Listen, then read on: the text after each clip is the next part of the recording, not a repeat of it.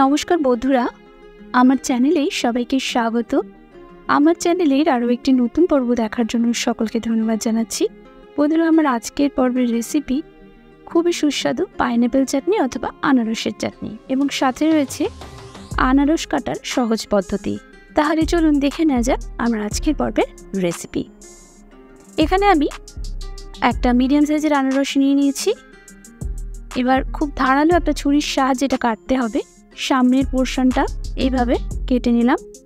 দেখবেন যেন ছুরিটা খুব ধারালো হয় এবং খুব সাবধানে কাটতে হবে। পেছনের পোর্শনটাও এইভাবে একইভাবে কেটে নিলাম। এবার এর খোসাটাকে ছাড়াতে হবে। তো প্রথমে আমি এইভাবে কেটে একটু দেখাচ্ছি যে ভেতরে কিন্তু চোখ রয়েছে। তো এই আনারসের চোখটা সমেত কাটতে গেলে ভেতর থেকে একটু বেশি অংশ নিয়ে এইভাবে কাটতে হবে। দেখুন, পুরো চোখ সমেত রিমুভ হয়ে যাচ্ছে। দেখে মনে হবে হয়তো একটু বেশি অংশ চলে যাচ্ছে, কিন্তু এই চোখগুলো আপনি যদি আলাদাভাবে কাটতে যান তাহলেও কিন্তু একই পোর্শন বাদ যাবে। তো কোনো রকম ঝামেলা ছাড়াই প্রথমেই ভেতর দিক থেকে একটু বেশি অংশ কেটে নিলে এইভাবে একসাথে চোখগুলো রিমুভ হয়ে যায়।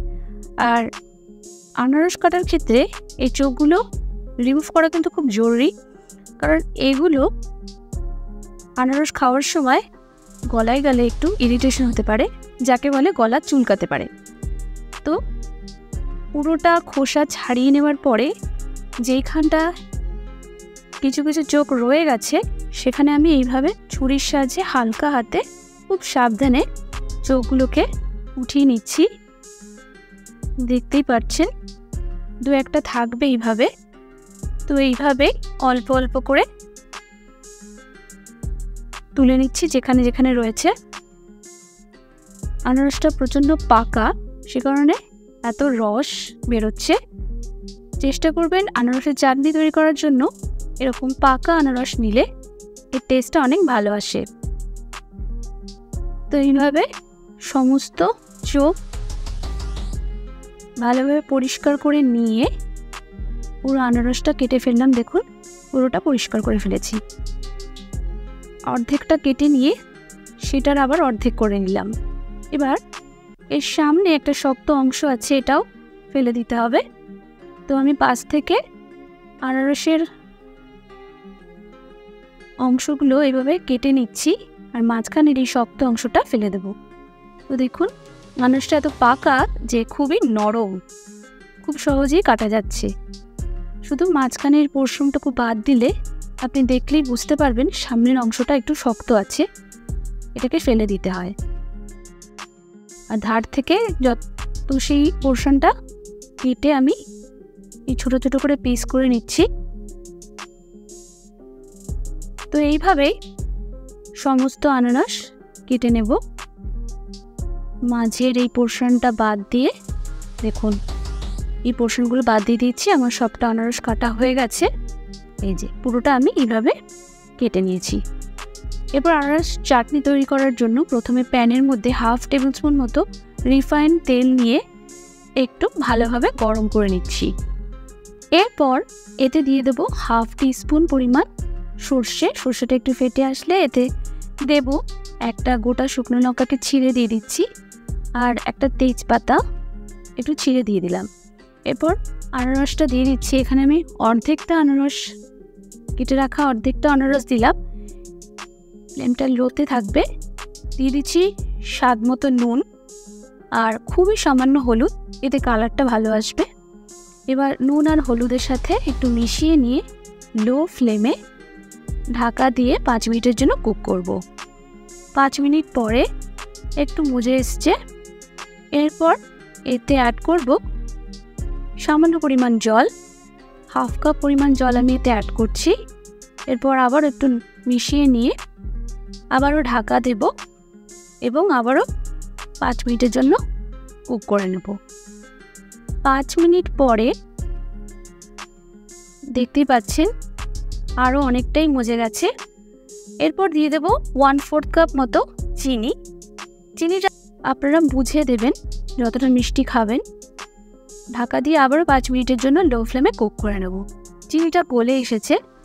অনেকটাই গলতে শুরু করেছে। এরপর এটাকে আরও একটু নাড়িয়ে চাড়িয়ে নিয়ে এতে টেস্টটা ব্যালেন্স করার জন্য দিয়ে দেবো খুবই সামান্য নুন আর খুবই সামান্য বিট নুন। দেওয়ার পরে একটু নাড়িয়ে চাড়িয়ে নিয়ে একেবারেই হয়ে গেছে। তো 1 টেবিল স্পুন মতো কাজু আর 1 টেবিল স্পুন কিশমিশ আমি ভিজিয়ে রেখেছিলাম, তো এগুলোকেও দিয়ে দিলাম, ভালোভাবে মিশিয়ে নিলাম। এরপর সবশেষে দিয়ে দেবো খুবই সামান্য চিলি ফ্লেক্স, সম্পূর্ণ অপশনাল, আর দিয়ে দেবো একটা স্পেশাল মশলা, গোটা জিরে, গোটা ধনে আর মৌরি আর কয়েকটা শুকনো লঙ্কা দিয়ে একটা মশলা তৈরি করে নিয়েছি, তো এটাও দিয়ে দিলাম সব শেষে। এরপর ঢাকা দিয়ে ফ্লেমটা অফ করে দেবো আর 5 মিনিটের জন্য রেস্টে রেখে দেবো।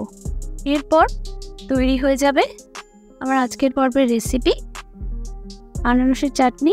উপর থেকে চেরি ফলের একটু টুকরো দিয়ে গার্নিশ করে নিলাম। দেখছেন কতটা লোভনীয় লাগছে। তো যদি আপনারা চাটনির ক্ষেত্রে একটু মিষ্টি কম খান, একটু টক টক খেতে চান, তাহলে সেক্ষেত্রে আমি সাজেস্ট করব চিনিটা কম দেবেন, কিন্তু কোনো রকম লেবু বা তেঁতুলের রস এতে অ্যাড করবেন না। তাহলে এটা অ্যাড করলে কিন্তু পাইনঅ্যাপেলের বা আনারসের যে আসল ফ্লেভারটা কিন্তু নষ্ট হয়ে যায়। তো সেক্ষেত্রে এইরকমভাবে চাটনি একবার বাড়িতে অবশ্যই তৈরি করে দেখবেন, কথা দিচ্ছি নিরাশ হবেন না, অবশ্যই খুব ভালো লাগবে। রেসিপিটা কেমন লাগলো অবশ্যই আমাকে কমেন্ট সেকশনে জানাবেন। রেসিপিটা যদি ভালো লেগে থাকে আমার চ্যানেলটিকে সাবস্ক্রাইব করবেন এবং পাশে থাকা বেল আইকনে ক্লিক করে দেবেন পরবর্তী রান্নার পর্বগুলো দেখার জন্য। ভিডিওটিতে একটা লাইক দিয়ে দেবেন এবং সকল বন্ধুদের সাথে শেয়ার করবেন। ভালো থাকবেন, সুস্থ থাকবেন। আগামী পর্বে আবারও দেখা হবে নতুন নতুন আরও অনেক ইউনিক রেসিপির সাথে। ততক্ষণের জন্য নমস্কার।